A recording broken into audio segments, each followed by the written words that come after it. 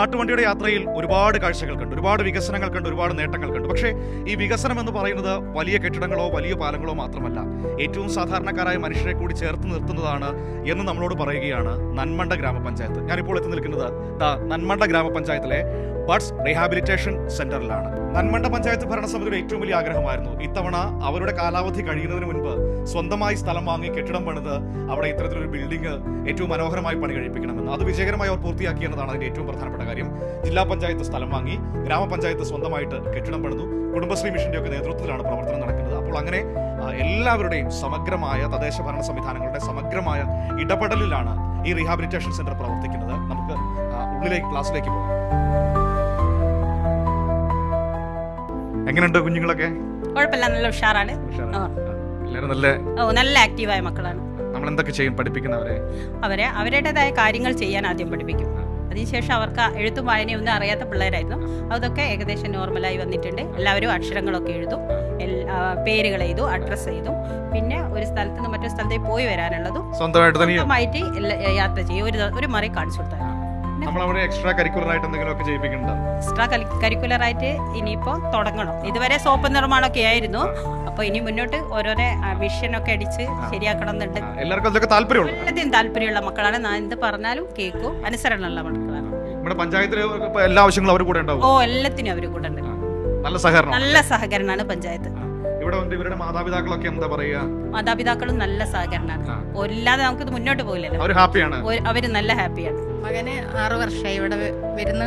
അപ്പോൾ നല്ല സമീപനമാണ് ഇവിടെ. സ്കൂള് നല്ല ടീച്ചറും എല്ലാ കാര്യങ്ങളും ടീച്ചർ പറയും പോലെ മുറപോലെ നടത്തുന്നുണ്ട്.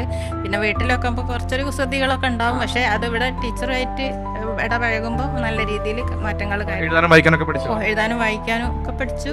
പിന്നെ ഇപ്പോൾ ഒരു കല്യാണമൊക്കെ കഴിപ്പിച്ചു നമ്മള്. പറയേണ്ട അതല്ലേ കാര്യം. അപ്പോൾ ഉഷാറായിട്ട് ജീവിക്കുന്നുണ്ട്, കുഴപ്പമൊന്നുമില്ല. പിന്നെ പിന്നില് ടീച്ചറുണ്ട്, അതാണ് കാര്യമായിട്ട്. ടീച്ചറാണ് കാര്യമായിട്ട് എല്ലാ കാര്യങ്ങളിലും വിളിച്ചു പറയും. ടീച്ചറോട് വിളിച്ചു പറഞ്ഞാലും അവൻ ഓക്കെ ആയി. അല്ലെ നമ്മളെ വീട്ടിൽ നിന്ന് കുറച്ച് കുസൃതികളും കാര്യങ്ങളൊക്കെ ഉണ്ട്. പക്ഷെ ടീച്ചറെ എന്തിനും പിന്നില് ഏറ്റവും ബലം തരുന്നത് നമുക്ക് ഈ ടീച്ചർ. നല്ല സന്തോഷമായി ഈ സ്ഥാപനത്തിലേക്ക് വരാൻ. ഏറെ കുറച്ചൊരു കാത്തിരിപ്പുണ്ടായിരുന്നു. എന്നിരുന്നാലും എത്രയും പെട്ടെന്ന് ഇതിലേക്ക് മാറി ഉഷാറാവുന്നത് കൊണ്ട് കുട്ടികളൊക്കെ നല്ല ഹാപ്പി ആയിട്ടിരിക്കുന്ന വിശാലമായൊരു സ്ഥാപനം നമുക്ക് കിട്ടിയാൽ അതീവ സന്തോഷത്തിലാണ്. നല്ല ഇടപെടലാണ്. കൂടെ ഉണ്ടാവലുണ്ട്.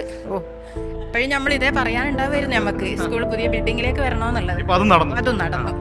എന്റെ കൽവിലെ വെണ്ണിലാവുനി നല്ല പാട്ടുകാര തത്തമിത്തു ഞാൻ കോത്തുവെച്ച് കൊല്ലമൊത്തിലോളം അത്രയൊന്നു വേണ്ടേ എന്റെ കൂട്ടുകാര തുൽത്താൻ്റെ തേരുകാര. പച്ചച്ചായ അടിച്ചോലക്കല അവന്റെ കാല്, എന്റെ കാല അവന്റെ കാല അടിച്ചോലിക്കല. 14 ജാവുദിച്ചത് മനത്തു കല്ലായി കടവെത്തു പണിനീരിൻ പൂവിരിഞ്ഞത് മുറ്റത്തു കണ്ണാടി കവിലത്തോ. ഇനി ഇവർക്കൊരു ചെറിയൊരു ജോലിയും കൂടി വേണം. നമുക്ക് ശരിയാവട്ടോ.